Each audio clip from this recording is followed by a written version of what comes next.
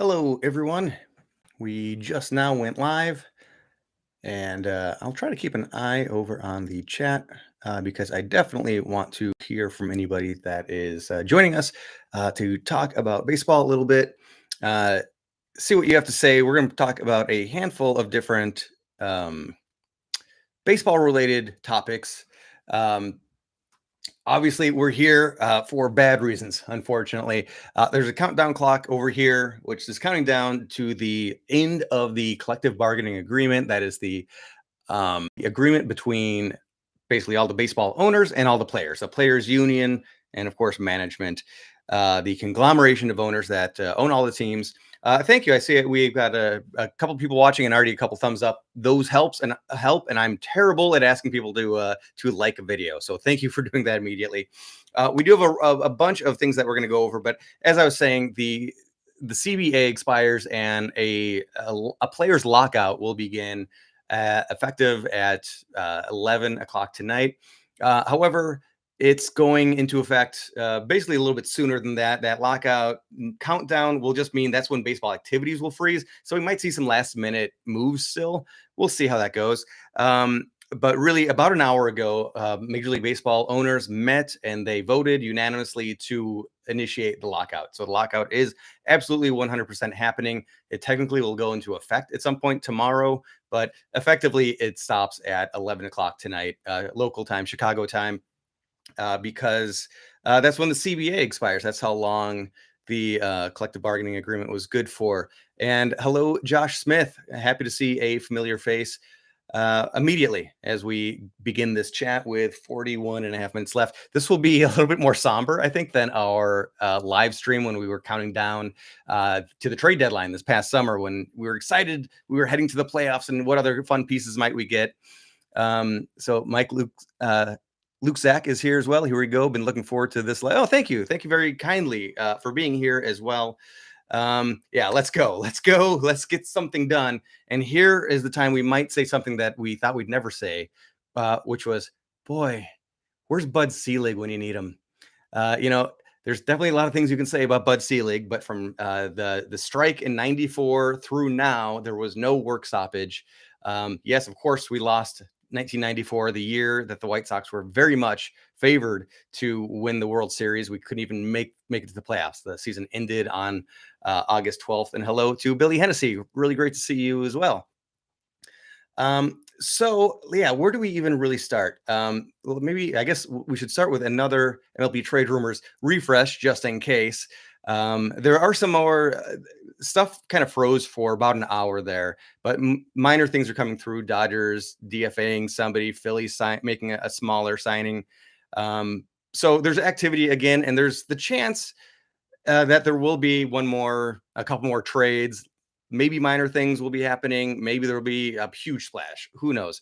By the way, who in the world? Well, yeah, I saw this on Twitter. A couple people saying, yeah, time for Dallas Keuchel and Craig Kimbrell to get sent to the Cubs for Stroman and Nick Madrigal. I'd approve that trade. Yeah, that's wouldn't we, after we got Aloy, I don't think the Cubs are doing us any favors, but I would be certainly all for that trade as well. So we can take a quick look while we wait for hopefully some more news to break. The biggest signings, and wow, this has been a busy offseason with the work stoppage looming. So many of the biggest names have already gone off the board. Sadly, really none of them have come to the White Sox. If you are a White Sox fan, like most of the people in this chat, but at the same time, a lot of these names I'm kind of glad we weren't in on. And I'll go in order. Putting our floor at $60 million spent. So yes, big money has been spent already. And yes, the Rangers are going crazy. The top two signings are going to Texas. Corey Seager for $325 million over 10 years, and Marcus Semien, $175 million over 7 years. That's good for a 32.5 and a $25 million average annual value when it comes to how luxury tax is concerned. That is a whole bunch of money. Seager and Semien to the Texas Rangers. They are going to get interesting. The AL West, everybody last year was saying that the AL Central is such a weak division, and it turned out once Cleveland started unloading players, it really became that way. But really, the West has not been anything special lately for a while either. Now, Texas is going to make it very difficult for Mike Trout to finally get some time in the playoffs, which has always been a tough thing. So, Mike, you bring up a point. Can Chris Bryant play second base? That would be interesting. I've been wondering the same thing. I would love a signing like that. I think the White Sox, I would love to see them get another pitcher, somebody on the mound. We can maybe jump into the White Sox rotation, taking a look at that quickly. But yes, can Chris Bryant play second base, or would Yohan Moncada be willing to go? Moncada's got a great arm. It's kind of wasted putting him at second. But yeah, is there a way to get Chris Bryant on the team? I would be all for that. Uh, or at least fill in right field. Yeah, we've got some options out there in right field. Jeffrey Zach, check. Would I be satisfied if Rick Hahn doesn't make a move or any more moves?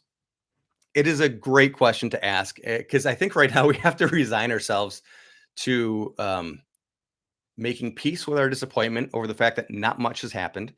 And what if nothing does happen? The White Sox aren't exactly screwed, but we are really thin at the second base position. I don't think Leary Garcia is supposed to be our everyday second baseman. That better not be what the plan is. And all due respect to Garcia, I'm happy he's back on the team, but having him free to play all sorts of different positions around the diamond is what gives him his value. Danny Mendick, again, respect to him, but he's not a starting second baseman as well. He hasn't shown that he has that ability. I think the White Sox really, really need to prioritize a second baseman. But if that's the only move they did, I would be, I guess, okay with that. I still would really love to see another starting pitcher. The White Sox are okay if they don't get a starting, if they don't get another starting pitcher. However, we would be very thin and precarious. If a pitcher goes down with an injury, there will be no backup plan. And that's what worries me because, as we all know, as we saw last year over and over again, pitchers get injured. Pitchers get injured. When they get injured, it's for months at a time. So it's usually not a 10-day on the injured list stint. So I just want pitching depth and a starting second baseman. Really quickly going through, Rick Hahn has something up his sleeve. I really hope so. He does come up with random trades that we couldn't see coming. I mean, I don't think any of us expected Lance Lynn to join our team last year, and what a happy day that was. We're actually coming up on the 1-year anniversary of him joining the White Sox. We need Story or Correa. Now, that's from Ross, 0527. Thank you for joining as well, Ross. And you left a really kind comment a couple of weeks ago that was very much appreciated.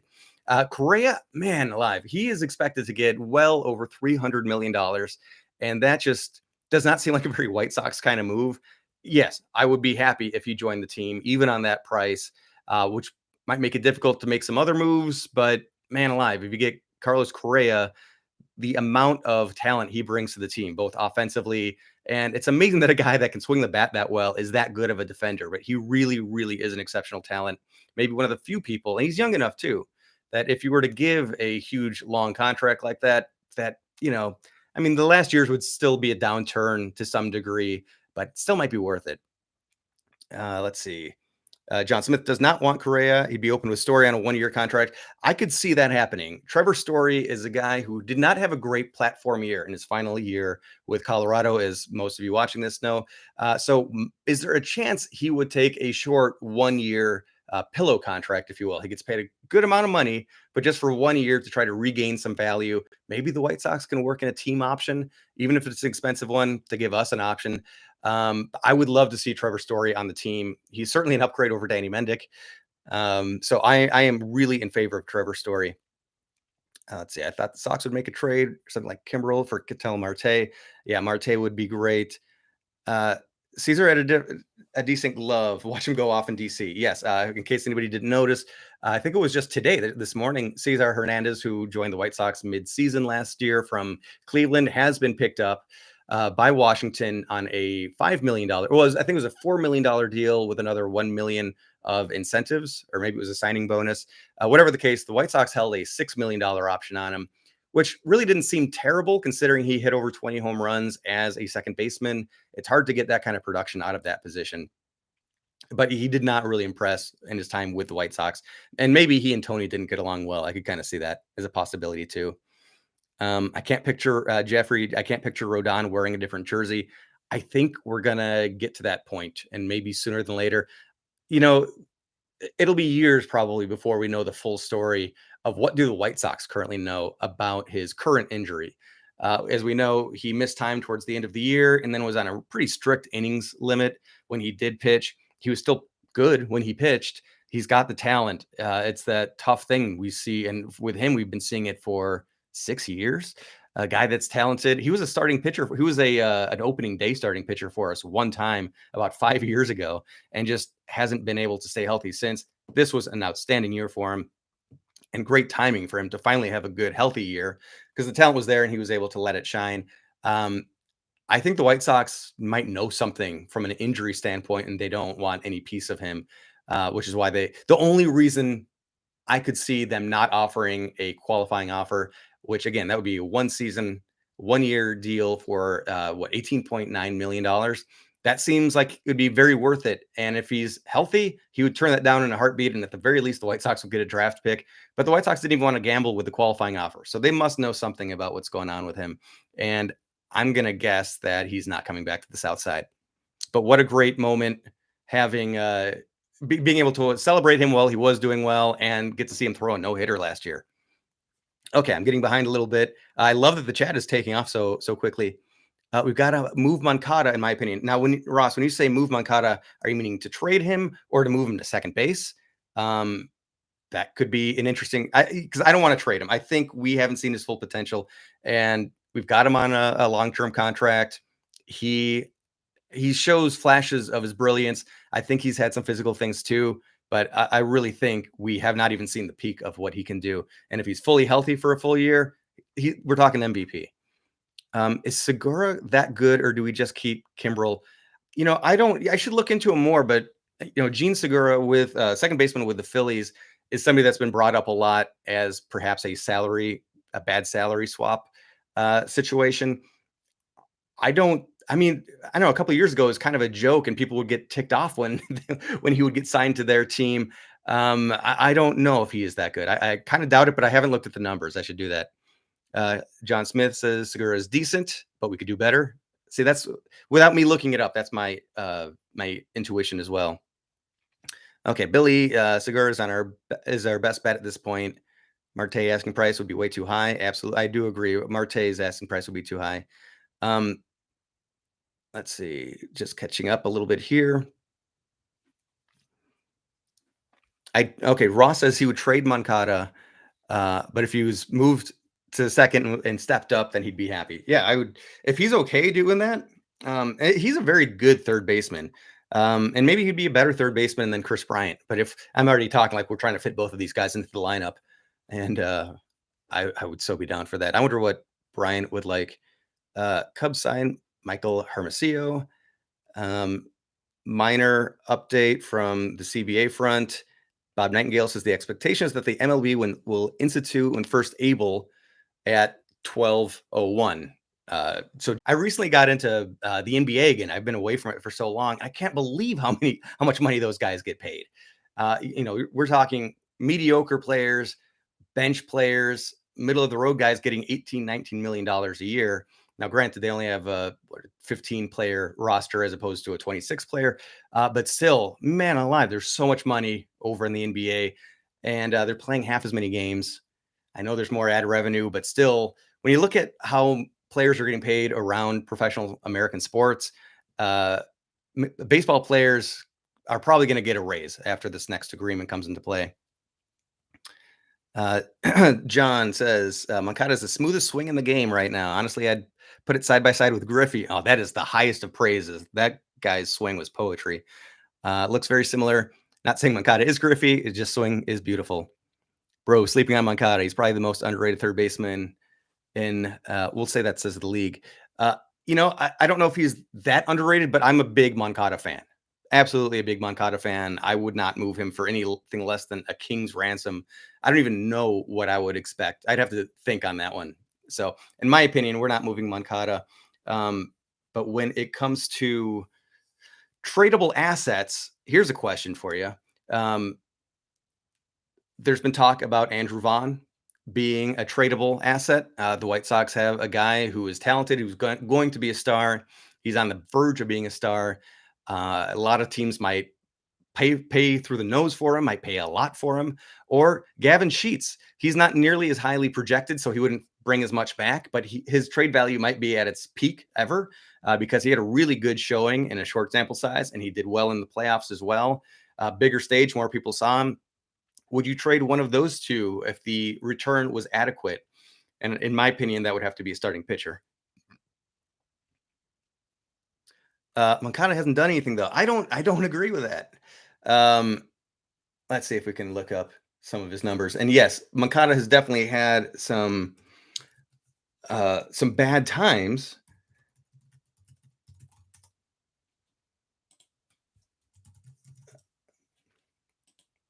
Okay, so we know that 2020 was kind of a lost season due to COVID for Yoan. He put up a 4 WAR season even last year, and he was definitely not healthy for a lot of the year. On base plus slugging plus was 117, so 17% better than league average, which I know that doesn't sound like a huge benefit, but uh, anytime you're getting in the plus, you're happy. Um, let's see. Yeah, just 14 home runs. His power was not there last year, and that was a big one. But 2019, look at that season. His on base plus slugging plus was 140. If he can get back to that level, we're all happy. He's a team leader at that point.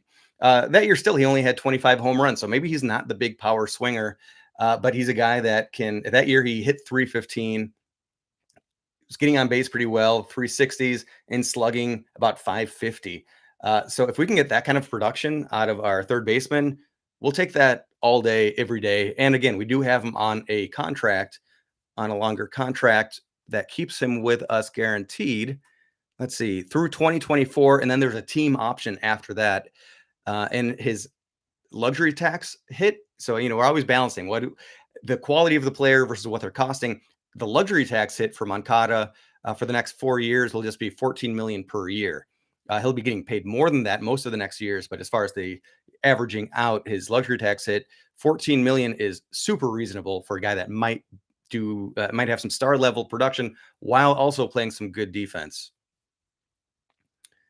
Let's see. We did give up Sale for this guy. It's absolutely true. Let's see. Yeah. So, okay, Mike, you bring up a good point that is really going to be part of the negotiations in the CBA. MLB is amazing. You go from eating on the dollar menu in the minors, and then you become a millionaire. So that is a really big part of why. Well, I mean, there's a lockout happening, but this is what the players' union is going to want. That younger players get compensated much earlier in their careers, and there's been a lot of different proposals put out there. Uh, I think the thing that makes the most sense is maybe just okay. For one, raising the league minimum, which is right now is just like six. I shouldn't this thing just like as if I make this much. 600,000 a year, somewhere in that vicinity, 583, something like that last year. So around 600,000. That's probably going to go up to a million for a full season. Also, teams have just carte blanche to pay the player whatever they want for the first 3 years, as long as it's the minimum. And a lot of teams just do not give raises in those first 3 years. And then the ARB situation, once they get into the ARB system, they start to get their raises. And that's a year to year thing. I think if they could just, and it's also based on their production and their salary from the previous year. So if we get their base salary higher, that's going to help them in arbitration.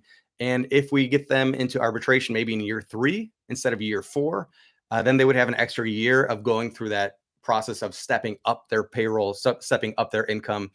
That's to me, I have not seen that proposal exactly yet, but that is something that I think would benefit the player and that would allow them to get paid what they're worth.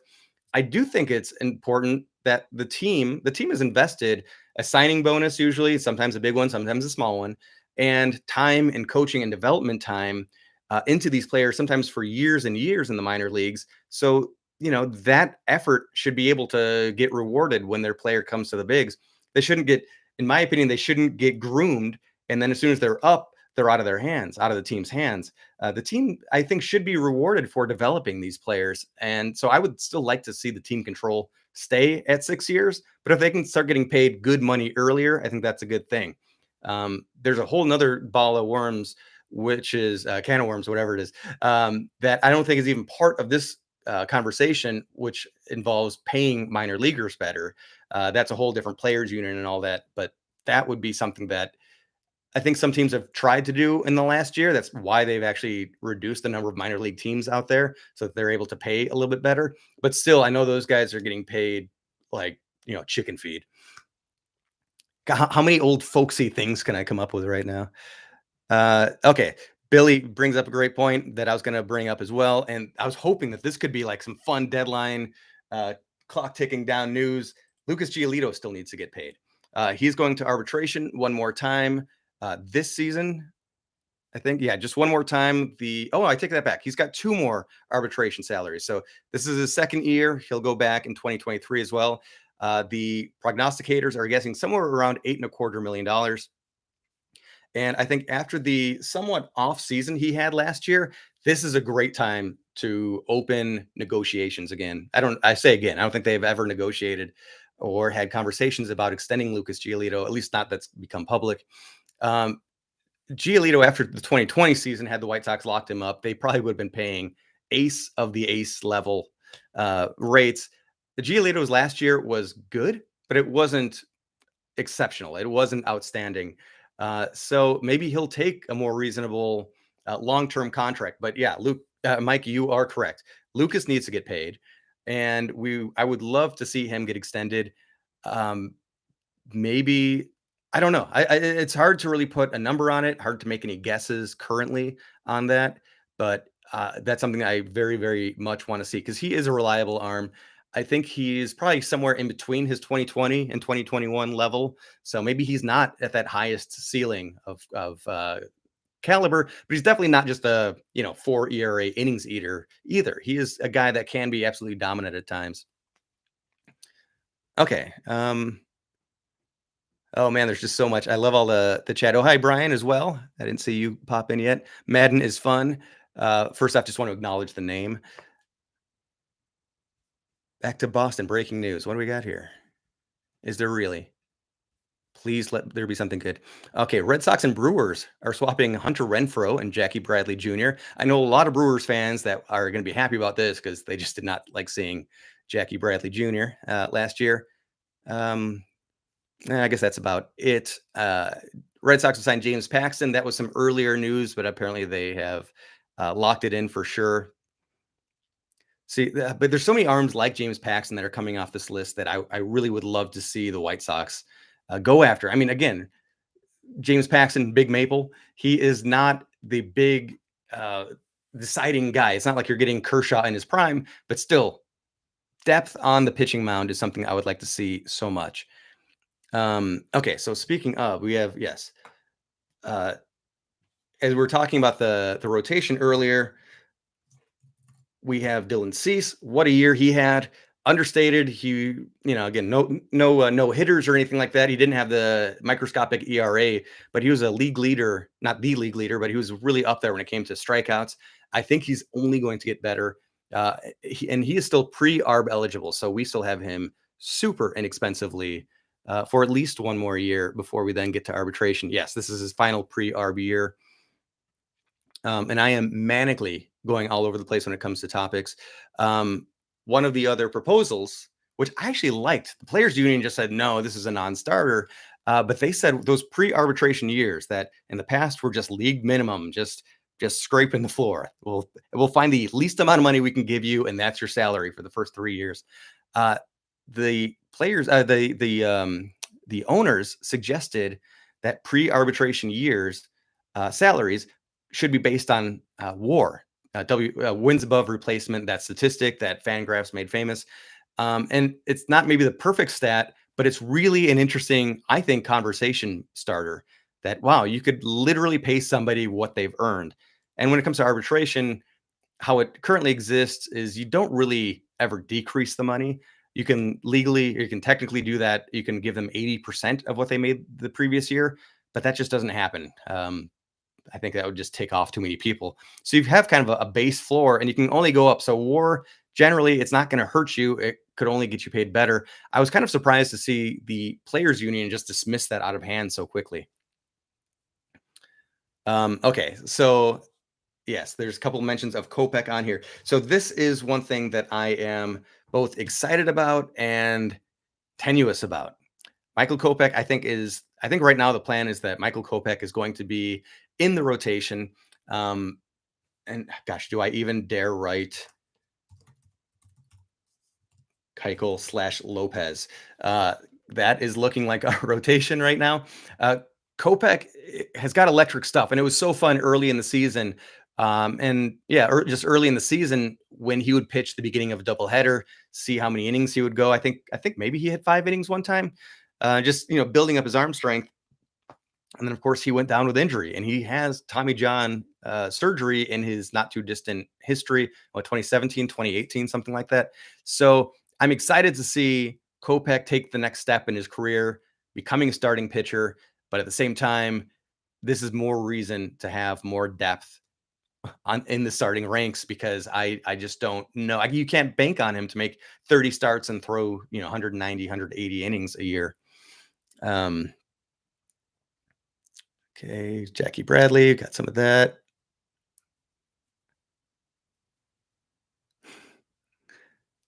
Oh, Billy was hoping that the White Sox would get Renfro. So yeah, I can't speak too much on Renfro, but I do actually like having right field be an open competition to some degree. Maybe not even really an open competition, but we have a lot of minor leaguers that are becoming ready for the big stage. Of course, Sheets, Berger a second base option? I think right now, if the game started, if there was no more lockout and the season started today, Jake Berger might be your starting second baseman. He worked there a little bit in the. I'm distracted by my wife's comment. Yes, my birthday happens in about an hour and a half, technically. I don't have any champagne. But and also I'll take a moment to acknowledge also that well, first off, thank you all of you watching now and on the replay. This has been so much fun, and this is about the birthday of the channel too. I mean, this channel does go back quite a ways, but it was actually December 3rd of last year where I decided, you know what, I'm just going to start making White Sox content because I feel like doing it, and I don't care if anybody watches it. And almost immediately you guys found this channel, even though this channel had been around doing a bunch of other weird baseball related things. Nobody was watching until I started talking White Sox, and then you guys all found the channel. That means a lot to me. So cheers to you all, and happy birthday to the channel. And again, I've lost my focus. We were talking. Oh yeah. Yeah, Jake Berger, maybe he gets some second base time if we don't find anybody else. He is not the ideal second baseman, but we do have some people like a Sheets, like Cespedes, Yoleki Cespedes, and also somebody that I probably bring him up more than anybody else because I'm intrigued. We haven't seen anything of him. Oscar Colas, who is not technically with the White Sox yet. As soon as the lockout ends, which I'm guessing the lockout will end in the spring sometime. I do not think that this is going to end quickly.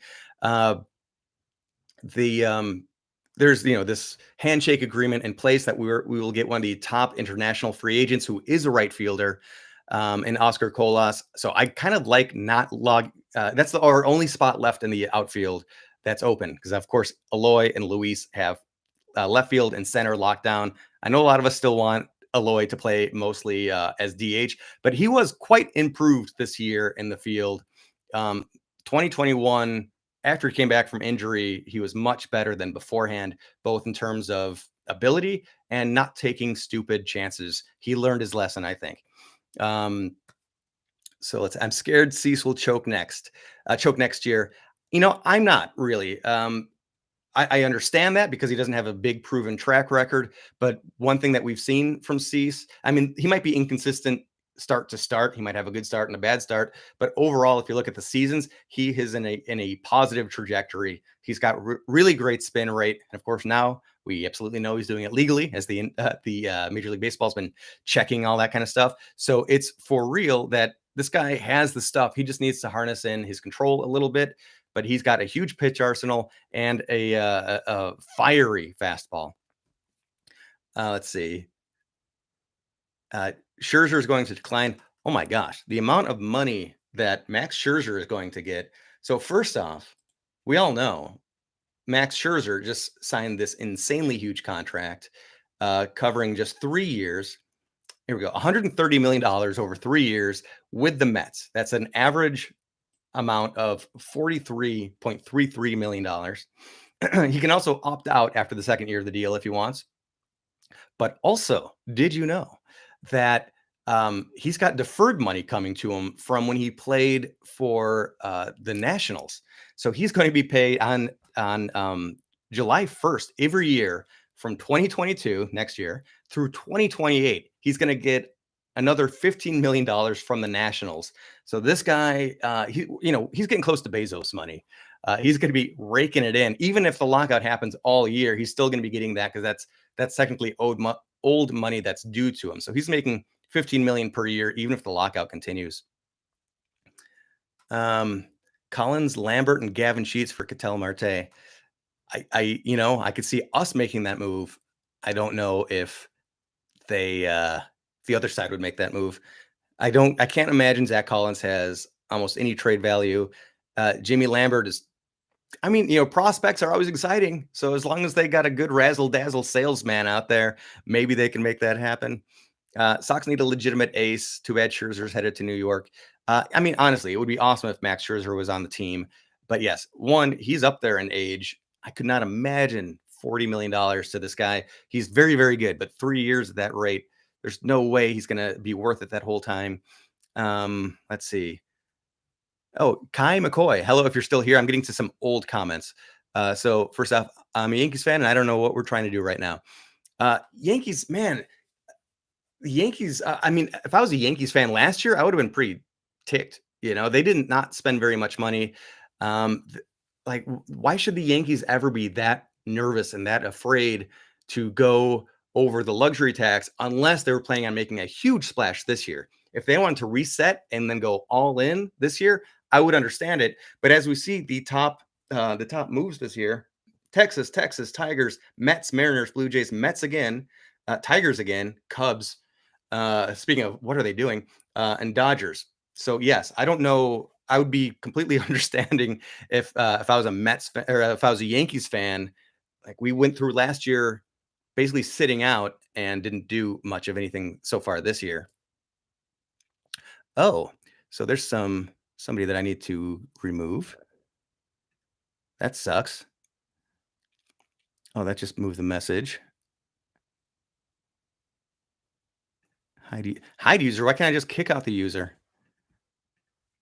Somebody with seize the day, that's not how you seize the day. So I apologize for not seeing that earlier, since I guess I should stay more up to date on the comments. Speaking of up to date, real quick check. No news. We did not avoid a lockout. Didn't realize that Seattle got right. Yeah. So I guess we'll go back. Javi Baez to the Tigers. I just want to. Oh gosh, another one.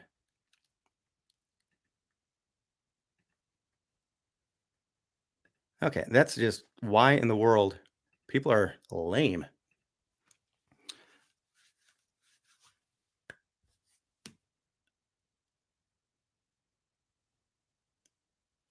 Okay. Okay. So back to positive comments and real human beings with souls. So yeah, Javi Baez to the Tigers. I really hope that means the Tigers are now out of the running for Carlos Correa. If they decided, like, okay, we can spend on one of these two guys, who do we go with? Let's go with Javi Baez. That makes me happy. That's got to make the White Sox pitchers happy. There's got to be at least another 50 strikeouts coming to them. And hey, John, Sports Cards and Collectibles, welcome to the chat. Welcome to our countdown to the lockout. Not the funnest topic, 7.5 minutes till officially. John Smith kind of wants the Tigers to be better. Is that just to give the White Sox good competition heading into the playoffs? Because that's a legit thing. Yerminator coming to a ballpark near you. I think Yermin Mercedes is going to be a trade chip this off season. It's unfortunate because I like the guy. I mean, what a spark he gave the White Sox at the beginning of the year. And yes, John was on the wavelength with me. The Sox need to keep playing competitive teams all year long to be at that highest level. And the Tigers, I think, are already going to be nicely improved just because they're gaining experience. We all know they had a really nice second half of the season, but they just couldn't overcome their terrible first half. But they actually were very respectable, and I see them as the second place team next year. Yermin was John's favorite player. Yeah, I mean, I think he was everybody's favorite player for the first 2 months of the year, and Tony ruined him. I think Yermin got really upset and did not like being down, and he blew off steam on Twitter, which is something that people do. And it just kind of he sabotaged his own future with the White Sox at that point, I think, which was unfortunate. If you didn't weren't aware of it at the time, he just said that he was going to retire, and then the next day he reported to work, so he didn't retire. But it may have been one of those things that just kind of rubbed people the wrong way in the front office, whether it's Tony or Han or whoever. I hope Yermin gets an opportunity somewhere because he has legit power and ability. It would be cool if it was on the South Side. I would love to see him as the White Sox backup catcher. I kind of don't see it happening. If he doesn't stick with us, I hope he gets regular playing time somewhere, and I hope that the White Sox get a good return for trading him. Why were the White Sox so good? AJ Hinch, says John. Yeah, I was still, I don't know. I was never really thrilled about any of the White Sox managing prospects. And equally, I was not excited when Tony La Russa came over. I thought, okay, if he just comes over, maybe he'll just be in for 1 year to help groom a really good bench coach to take over for the 2022 season. Clearly, that's not happening. I don't really know what to make of it. He did get better. Tony did get better through the season. I mean, as long as he's out there as Jose Abreu's bodyguard, and if that's all he does, all right. I'd love to see the Billy says, I'd love to see the Sox take a chance with Steven Baralt. Released by the Pirates, probably would take a minor league deal. We can bring him up when needed. I'm all for that kind of stuff. Sox to Cubs, Wilson Contreras straight up. Boy, that's an intriguing one. That's an interesting one. I could see why either team would want it or wouldn't want it. I mean, for one, you have the control. Wilson Contreras is only controllable for 1 more year, whereas Vaughn, you got 5 years. So there's big danger that it doesn't work out that well, that the Cubs really get the better end of that deal just based on player control. And the White Sox don't really need I shouldn't say don't really, they don't need a catcher unless you're thinking to move Yasmani Grandal to designated hitter, have Contreras catch. It's a possibility. I mean, anytime we can play, he can play left field. Contreras? I don't think so. Or are you talking about Vaughn? I think there's a joking, winking face. So yes, I can't imagine put a catcher in the outfield. Contreras is a guy much like Javi Baez. I'll try to bring it back as we have 4 minutes left. A guy that has amazing raw ability. He's got a good bat, good fielding, a guy that unfortunately streaky and I think lets their emotions run away on them at times and forces them to make some dumb plays. So yeah, that's why I'm really okay with Javi Baez going to the Tigers. Big money coming to him, 23.33 per year, 6-year contract. He can opt out after year 2. And again, he's a guy that I'm not really scared of anymore. He's definitely he's a fun player to watch. Detroit's going to love him, I'm sure. He's intense. He can do some insane things on the defensive side. And he had a good last month with New York, with the Mets. But then otherwise, he's been kind of a lost guy out there for the previous year and a half. So I'm totally fine with Javi going to the Tigers. Actually kind of made me happy, especially if, like I said, especially if it takes them out of the running to get Carlos Correa. Talked about Max Scherzer, Robbie Ray, yes, to the Mariners, 23 mil per year, 5 years, 115 million. Oh, and yes, okay. And Robbie Ray was also a guy that rejected a qualifying offer. I would have loved to see the White Sox go after Robbie Ray or this next guy, Kevin Gossman, 110 mil for 5 years. He went to the Blue Jays. Those are the types of mid-rotation but solid arms Would Are they getting overpaid? Maybe a little bit, but at the same time, security, a safety net is really a good thing. Let's see. Wilson said something to the reporters like nobody wants to be here except for me and Javi. Sucks waking up every morning knowing Jerry won't break the checkbook for a decent free agent. Yeah, this has been uh, a tough beginning of the offseason. Let's not forget, let's give some credit when it is due, and it's not due right now, but when it is due, he has gone out there and brought in some big players on occasion.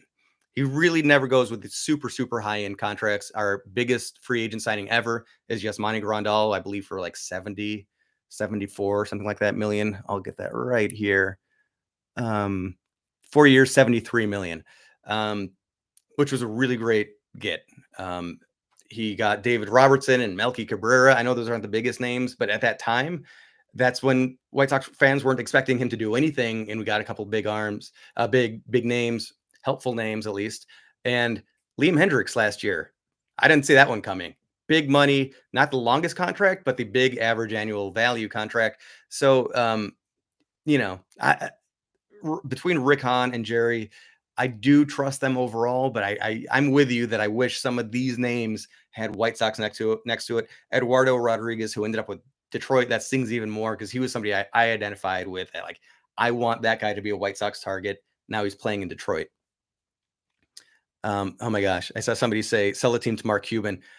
I've been wanting Mark Cuban to get into baseball forever, and Major League Baseball owners do not want any piece of him, which is so weak. He's part of the reason the NBA is exciting because he's exciting.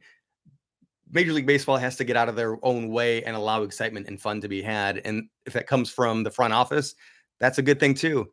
Mike, we have to do more of these live events. I had so much fun doing the live stream on the trade deadline. And I was thinking I would do a bit more of these. It's been on the personal life side, it's been a little busy getting into as we count down 2, 1, no more baseball. Let's take one last MLB trade rumors refresh.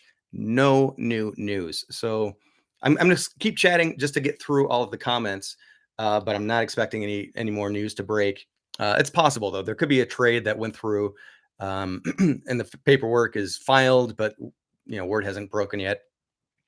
Um, Moving and finding a house and all that has been a huge time commitment. It's been a wonderful thing too. But I'm excited about next year just being here and being able to build up my studio. As you see, I kind of float around where I'm shooting. Can't wait to build up a space and yes, do more live events as well.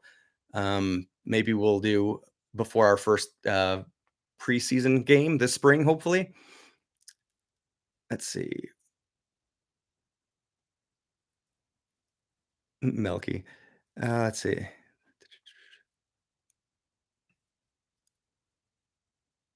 Billy, I like what Han said today about rosters not being due in December.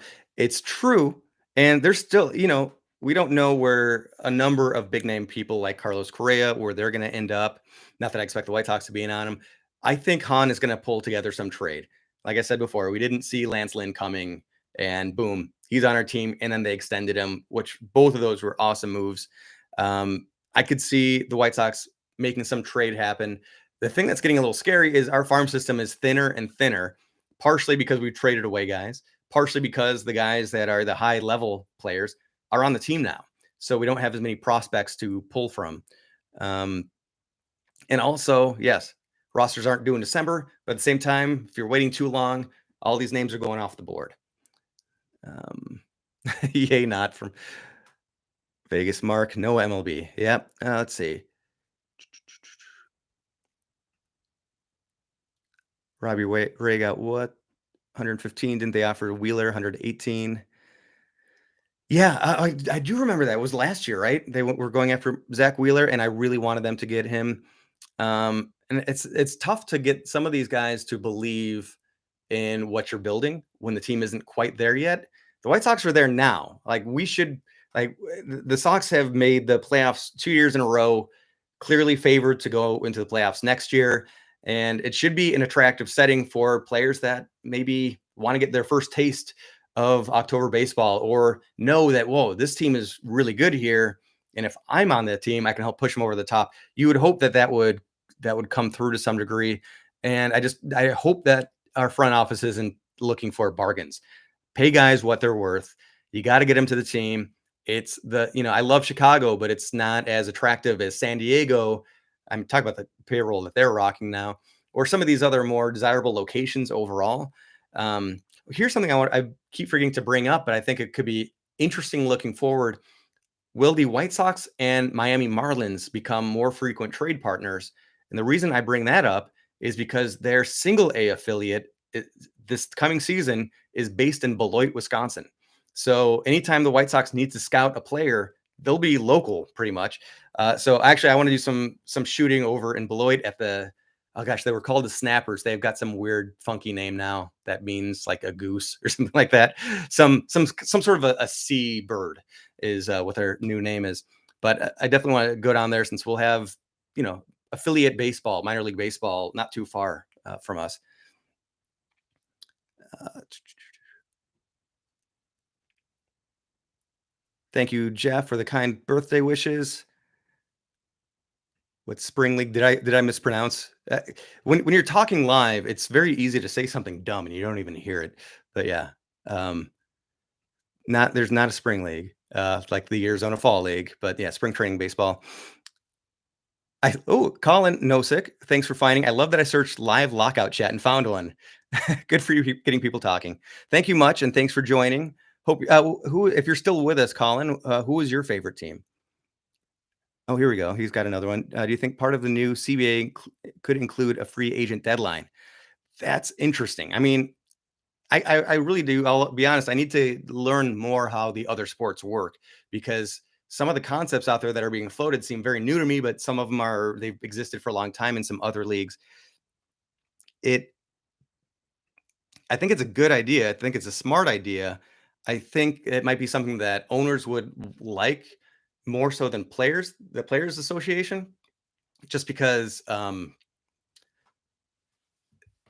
guess it would force players to get something done. It would force players more so than force owners. At least that's how I'm perceiving it right now. That eventually players will just have to like take whatever they can get at the last minute. If they haven't signed something and it's the last hour counting down, just take whatever. Whereas today, remember not too long ago, Roger Clemens sitting out until a couple of months into the season, and then he got a monster deal from some team that was in need. So I could see owners liking that, but not players. We'll see. I one prediction is that this is going to be dirty and ugly and bad.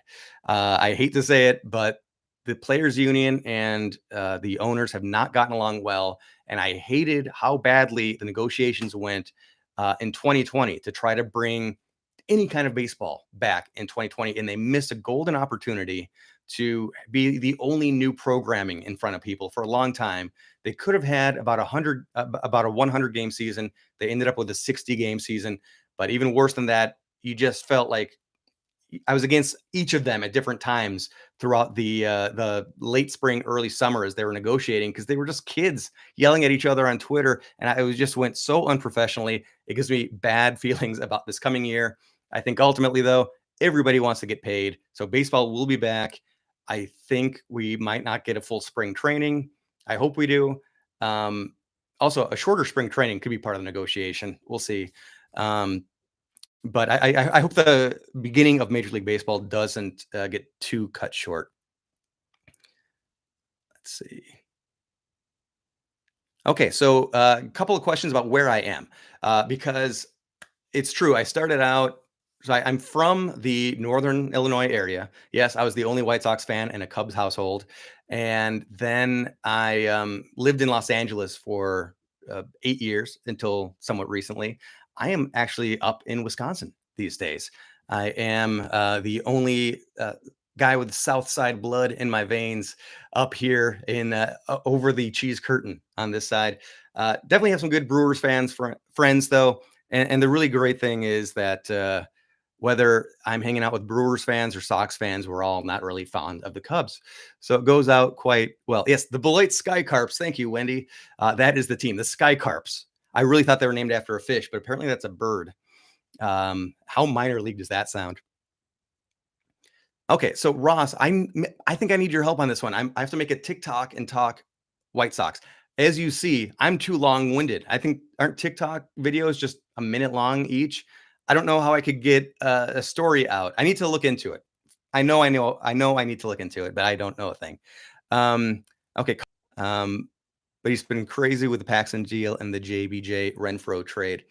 Uh, Red Sox, for the longest time, I feel like we were brethren. You had your big, you wouldn't want to call them big brother Yankees, but you had your nearby rivals, and whereas the White Sox were the overlooked team with the Cubs nearby. Um, but then the Red Sox won, started winning championship after championship, and you lost my sympathy. But still, Red Sox. I mean, hey, enjoy Chris Sale. We, as White Sox fans, most of us are still really rooting for Chris Sale anytime he takes the mound because he gave us so many happy memories.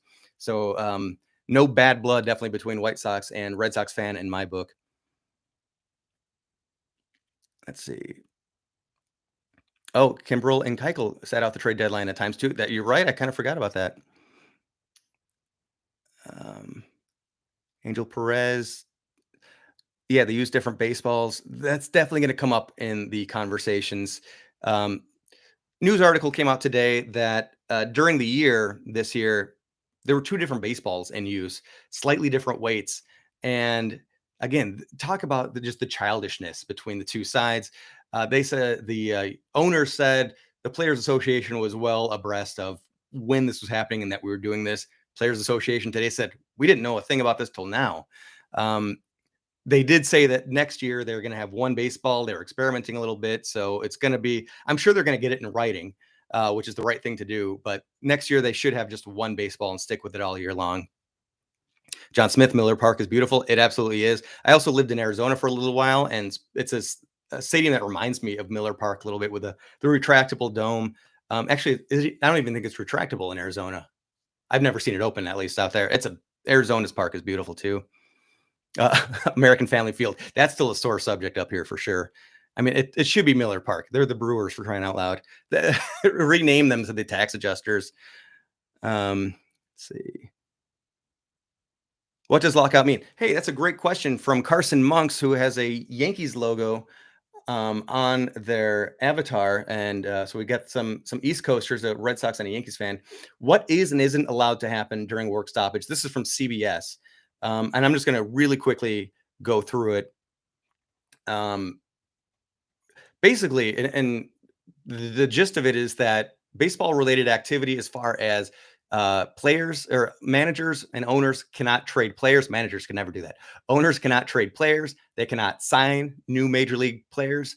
They can't do anything at all when it comes to the 40-man roster. They can trade minor leaguers still. Also, players on the 40-man roster cannot use team facilities anymore. So transactions freeze. Players still kind of get paid if they've signed previous signing bonuses, or as I mentioned earlier, if they had deferred payments from previous years, they will still get that money. No workouts at club facilities. So here's the interesting one too. Oh, no drug testing. Players can play in other leagues. So wouldn't that be weird to see some big league players just want to stay loose? So they'll go to some independent league for a short time. That's kind of how baseball used to be way back in the day, the early days of baseball. Um, doesn't seem likely, but it did happen for NHL players in 2004 and into 5 when they had a lockout, that they went overseas and played in leagues there. So yeah, they could play independent ball here or play in Asian markets, or anywhere else baseball is played. The minor leagues will still go on because that's not the Major League Players Association. However, the interesting thing, the gray area with that, is that any minor league player who is on a 40-man roster, think Jake Berger, he didn't finish the season out with the White Sox, but he's on the 40-man roster. And he was playing in the minor leagues, but on the 40-man roster, he would not be allowed to play either, even in the minor leagues. And that's kind of what would happen right now. And it can, of course, if no new agreement is made, it will just continue and start to bulldoze through the preseason and into the regular season. Hopefully that doesn't happen. Nobody wants that to happen because everybody likes their money. Let's see. We all need baseball. Yes, we do. Where can I get Jeff? Very kind of you. Um, if I'm sure Wendy will fly in here with a copy of the book. Voices from the Chicago Grave is a book I wrote. Thank you kindly again for bringing it up. It is not at all baseball related. It is historical. It is folklore and ghost stories of haunted places throughout Chicago, from the Wisconsin line in on the Illinois side, all the way through the south suburbs into the western suburbs. Of course, the Loop. Once upon a time, you could get that in any bookstore in Chicago. Now there's not very many bookstores. You can probably find it in some still, but Amazon is the way to go. My website is whatsyourghoststory.com. There's a store section there. So yes, that's where you can get the book. And on Amazon, there's a Kindle version. So if you prefer that, you can do that. Danny Reloaded. I'm going to go to Chicago and tell them to release their anger in TikTok. Watch what happens. I'll miss it because I'm not on TikTok yet. What do you think about Castellanos in right field, and how much do you think he'll command in money? And I do have to get that pick to click contest going. Yes. What's my favorite car? That's a fun question. A Chevy Malibu. I got to drive one in a movie once and fell in love with it immediately. It was a 1964 Chevy Malibu. Ross misses baseball already. As do I.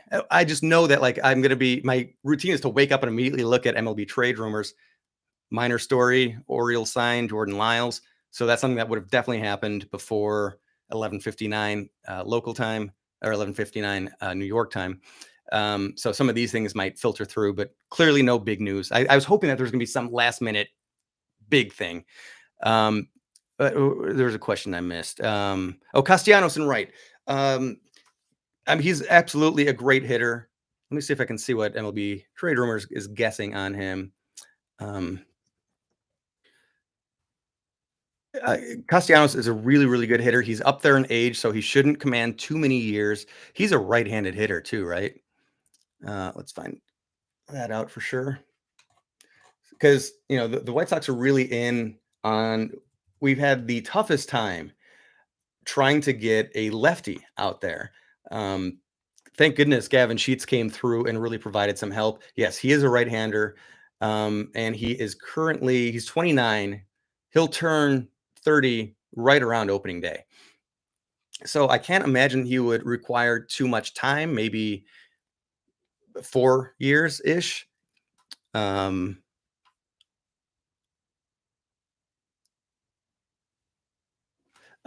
catching up a little bit. Just all sorts of good love in the comments, in spite of the bad news that baseball is on a freeze. Yeah, I want to get on the pick to click contest to everybody. It's been so my day job. I work for the International Screenwriters Association, which is a fun job. I get to do all sorts of different things. Something that came up recently is that they are wanting me to launch a YouTube channel for them. And that is a huge undertaking about video essays on movies and analyzing screenplays and all that. So, I mean, this kind of stuff is becoming my full-time job, which is awesome. But it's a bigger thing to hold on to as well. There's a lot of work that goes into it. But I do still want to get the pick to click contest announced before the holidays, because I want you to all be at your family holiday gatherings bragging about how much you kicked butt during the season last year. So that is still my goal. I won't get the gifts out. I won't get the prizes, I should say, out. They're not gifts, they're prizes. You earned them before then, but I definitely want to get that announced before the holidays.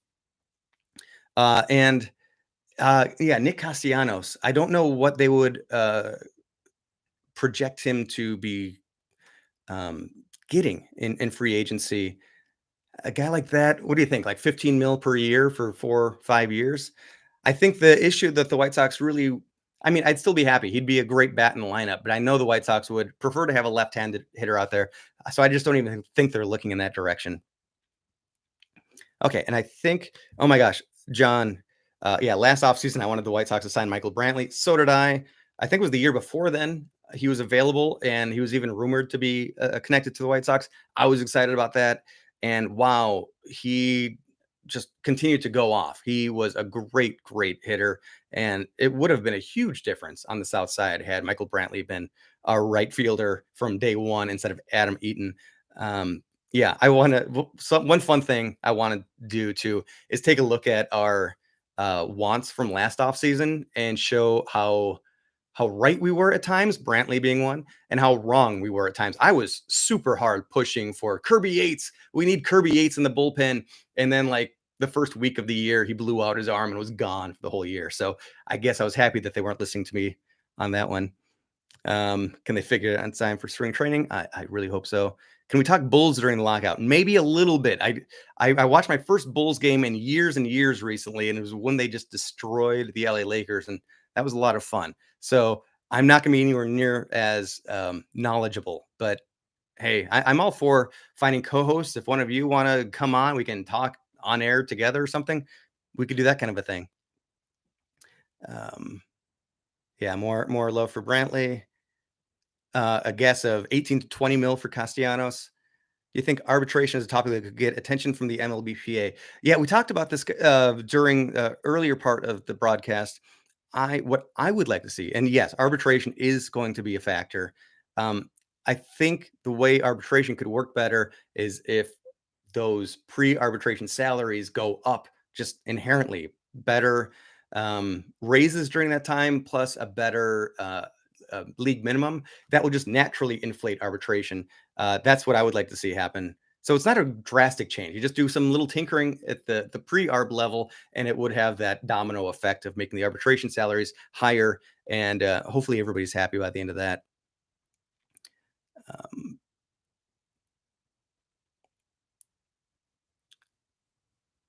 Luis Garcia, whoever got him in the bullpen. Timeout baseball will be tough. Yeah, absolutely. Happy birthday, says Jabum. Thank you much. I'm going to go off really soon here. I'm just trying to make sure I catch up to everybody. Rob Manfred released a letter talking about the work stoppage. Um, I almost don't even want to read it. I think it's going to anger me to some degree. um, but again, I'm being optimistic. I always am optimistic. I think it'll be settled before we're not going to miss a season like we did in 1994. That was misery all around, and it did so much damage to the sport. One other positive thing that should have come out, that almost came out of the negotiations in 2020, was the league saying that, hey, we're going to spend more time and resources promoting you players individually.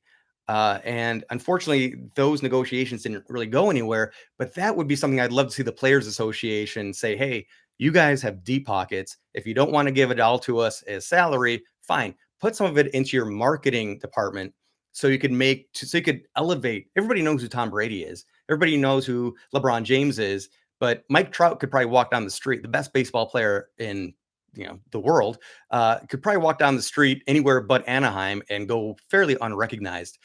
There really needs to be a lot more emphasis on the marketing side. I would love to see the union make something like that happen.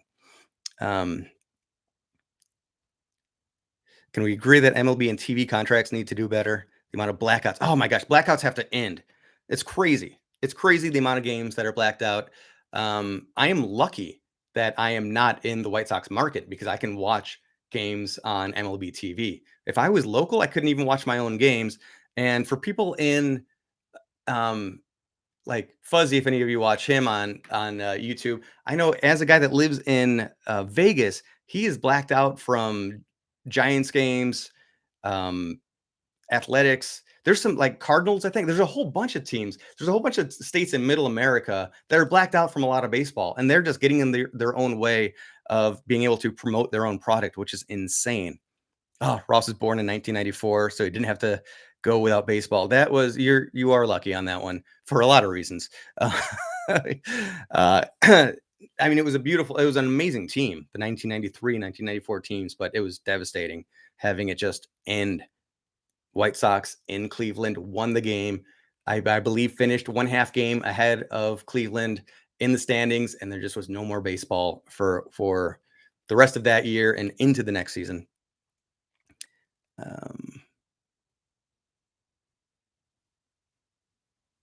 Let's see. Just want to catch up and then sign off. Yeah, grow the game. Absolutely. Grow the game. John loves Fuzzy. Shout out Fuzzball. Yeah, a lot of Fuzz fans out here. You know what? During the lockout, here's a weird thing because I'm not one of these types of guys that loves to watch other people play baseball or play not baseball, play video games. but he played MLB The Show, and there was a game that took place at, I'm still going to call it Comiskey Park. And it was like, oh gosh, it just feels good seeing this. I don't have baseball. I need baseball. And this is close enough for now, at least. So that's one of the things that got me hooked on watching his channel. All right. Thank you, everybody, for watching. We had a good amount of people that stayed the entire hour and 6 minutes. We'll definitely continue doing baseball conversations here, produced videos mostly. Maybe we'll do another if there's a reason. If you guys have ideas for why I should do a live stream, I'm happy to do one. This was a lot of fun. Oh, and hello, Snake Eyes. Thank you for joining, and you're welcome for hosting. When's the next live chat? There's not one scheduled. So if anybody has ideas, first off, you can also find me on Twitter, and that is definitely a good place. I mean, comments on the YouTube channel, I do see them all. I'm not always great about responding to all of them right away. Usually takes me a little bit, but I do get back to them. Twitter is also very good. There's my Twitter handle. It's just my name, Scott Marcus, Markus. So drop a line there, um, and we'll definitely continue chatting. Like I said, I'll be putting out more videos, and if you guys have a request for a live chat again, I'd be very happy to do that. All right. Get some sleep, everybody. The countdown, there's nothing really worth counting down anymore. It's going to be boring for the next couple of months, but I am going to keep talking and updating also the CBA negotiations.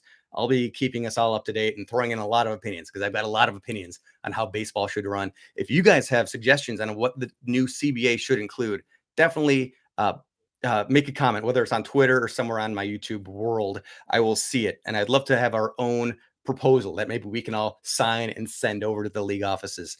All right. Thank you. Thank you, my wonderful wife. And thank you, everybody else, for watching. It was fun. And I will see you sometime soon.